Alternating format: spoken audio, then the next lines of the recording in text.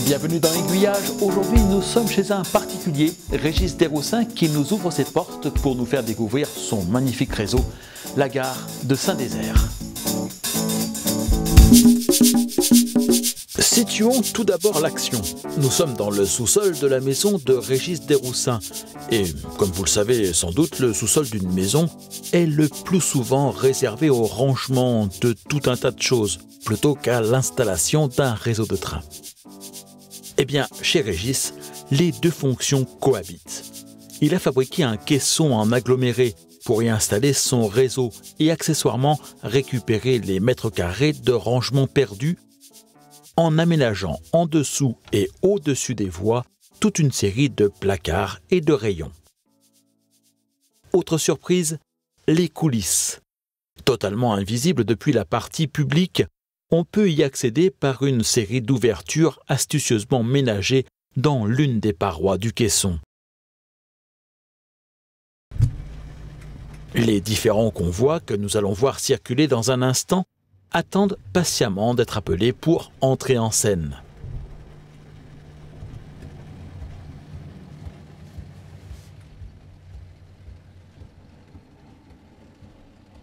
À commencer par cette 230A tout d'abord, en tête d'un convoi mixte marchandises-voyageurs, caractéristique des circulations sur la ligne représentée ici, ou plutôt les lignes, car le réseau de Régis Desroussins s'inspire d'une partie de l'ancienne ligne reliant Chalon-sur-Saône à Mâcon par Cluny. Une ligne se séparant en deux branches, l'une vers Chalon, l'autre vers Montchanin. Avant de se lancer dans la construction de ce réseau, Régis a consacré une bonne année à fouiller les archives, interroger les témoins de l'époque représentée et surfer sur Internet à la recherche de documentation. Un véritable travail d'historien. Que j'habite Saint-Désert depuis plus de 30 ans maintenant et que la gare m'a toujours paru sympathique, ainsi que la ligne qui menait donc de Chalon jusqu'à Cluny. J'ai toujours fait un peu de modélisme. Tout jeune, j'avais déjà un train Hornby à l'époque. Bon, et ensuite j'ai fait un premier réseau quand j'étais à Chalon-sur-Saône, suivi d'un deuxième réseau ici, après un troisième donc qui a été démonté dernièrement. Ces réseaux, c'était des réseaux spaghetti, comme on peut dire, de l'époque des années 80. Bon, et là donc j'ai modifié ce type de réseau pour arriver à quelque chose de beaucoup plus réaliste, avec la gare de Saint-Désert d'un côté, l'embranchement donc sur Montchanin, ainsi que le viaduc de Grinceny. Le viaduc de Grinceny, que s'apprête à franchir la 230A en tête de son convoi.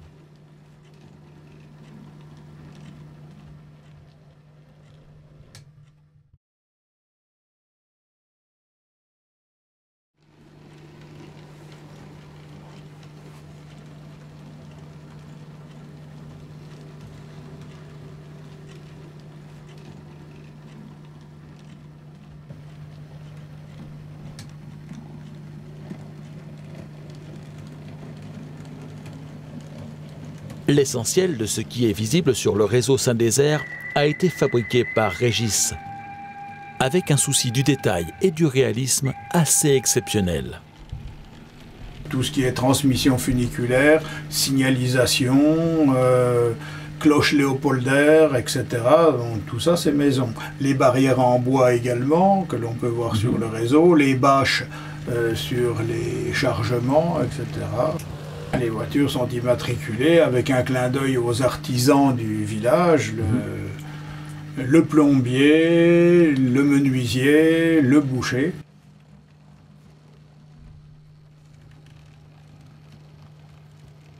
Sans oublier le charbonnier ou le marchand de vin, qui avait même rehaussé son char tiré par un cheval afin qu'il soit au niveau du quai pour y rouler plus facilement les tonneaux.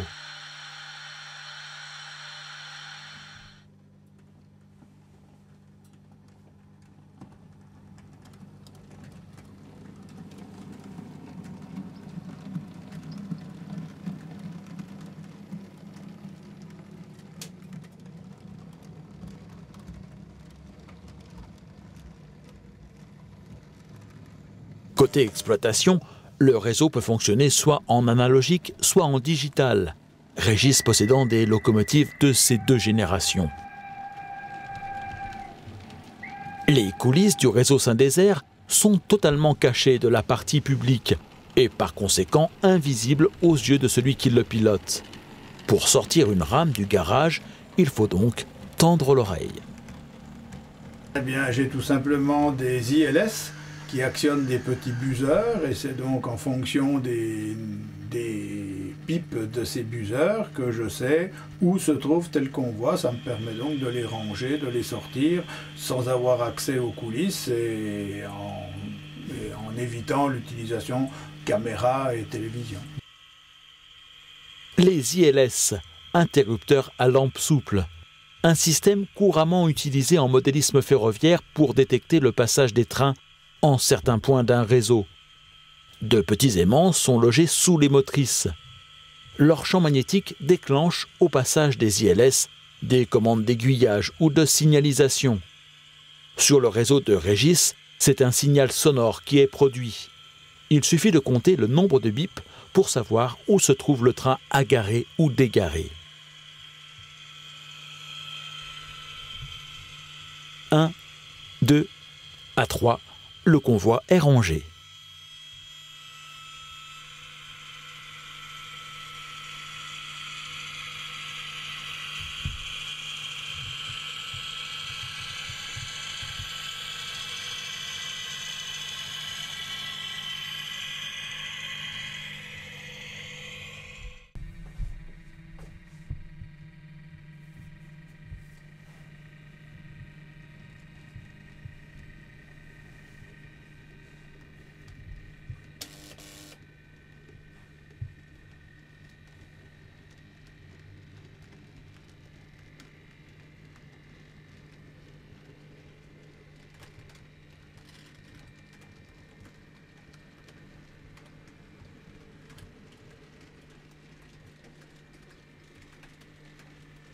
Régis fait sortir de sa coulisse cachée un autorail ADN. Ils doivent leur nom à leur constructeur. Les Aciries du nord de la France. Ces autorails sont reconnaissables entre tous à leur forme triangulaire caractéristique. Ils ont traversé et desservi la gare de Saint-Désert pendant une petite dizaine d'années à partir de 1946.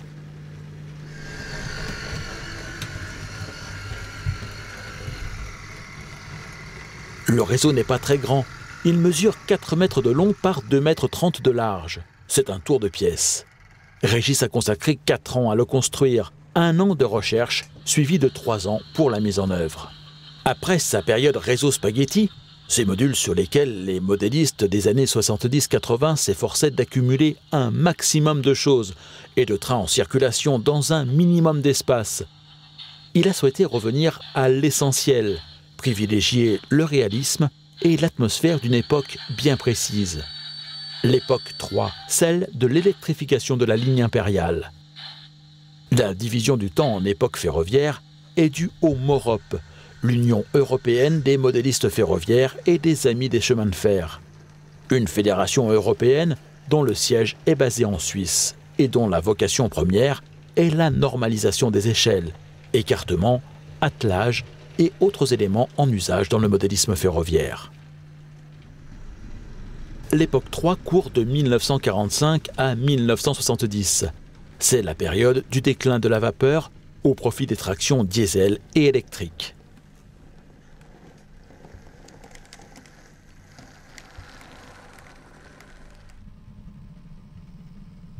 L'autorail Billard que voici a remplacé les autorails ADN entre 1951 et 1953, alors que l'électrification de la ligne dite impériale, en 1500 volts continu, était en cours en Bourgogne.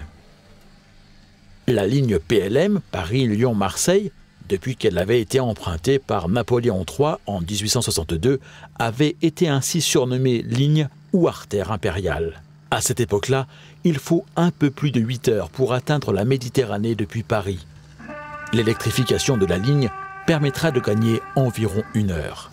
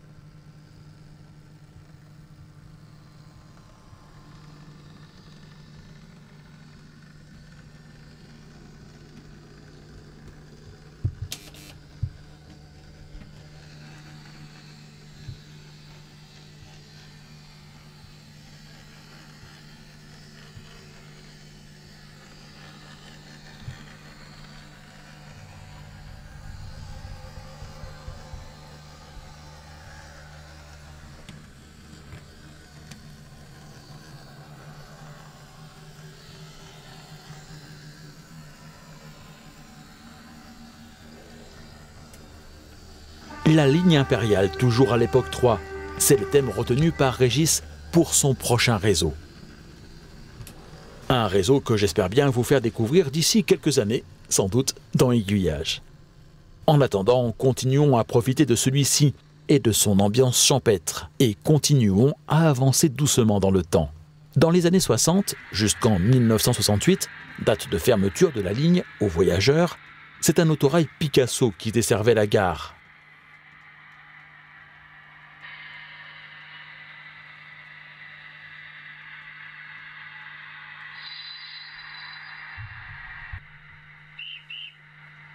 Coup de sifflet du chef de gare. Coup de klaxon du conducteur. Le voici quittant Saint-Désert en direction d'Étiveau, puis de Montchanin.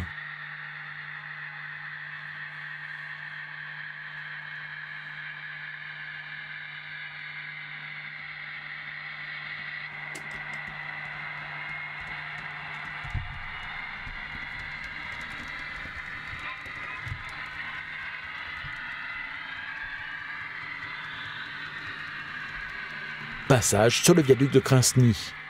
Un ouvrage d'art comptant 16 arches pour 246 mètres de long et 23 de haut. Il occupe l'essentiel de l'espace disponible face à la gare. Puis, l'autorail s'engage dans un tunnel creusé sous les rochers de Cules, dont Régis a cherché à reproduire au plus près jusqu'aux moindres fissures.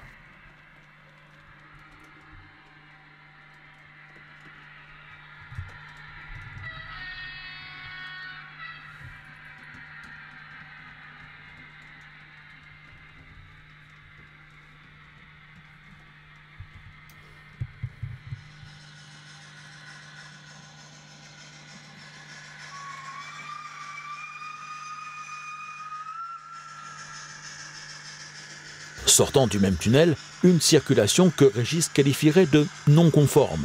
Cette locomotive et son convoi n'ont en effet jamais circulé sur cette ligne. Mais il importe aussi de savoir se faire plaisir, sans oublier le sens du détail qui fait beaucoup dans cette impression de réalisme total.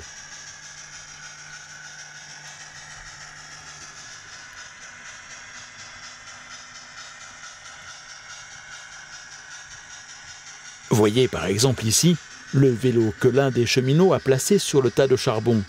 Sans doute le moyen de rejoindre au plus vite son domicile après le service.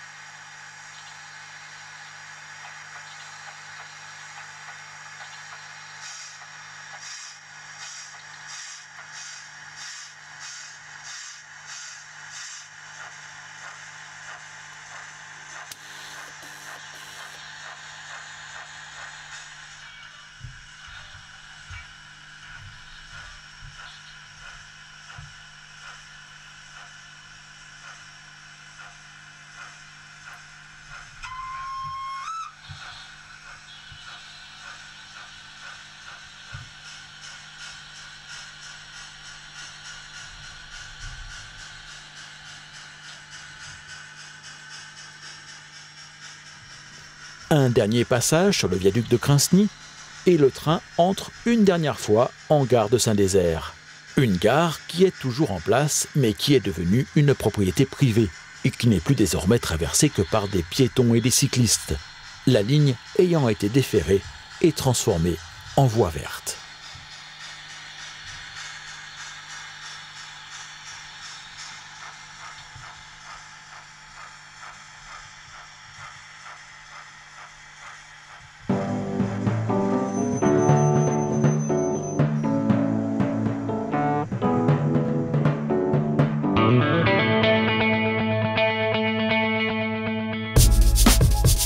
La semaine prochaine dans Aiguillage, Une balade entre Ambert et la Chaise-Dieu. Nous suivrons dans un premier temps l'autorail panoramique de l'Agrivap, puis nous retrouverons en gare de la Chaise-Dieu une autre association, le chemin de fer touristique du Haut-Forez. En attendant, restons en contact. Vous pouvez vous abonner à la newsletter d'Aiguillage en vous rendant sur le site www.aiguillage.eu. Vous pouvez également vous abonner à la chaîne YouTube pour être sûr de ne rater aucun des prochains épisodes. Et enfin, aimer, faire aimer et partager sa page Facebook.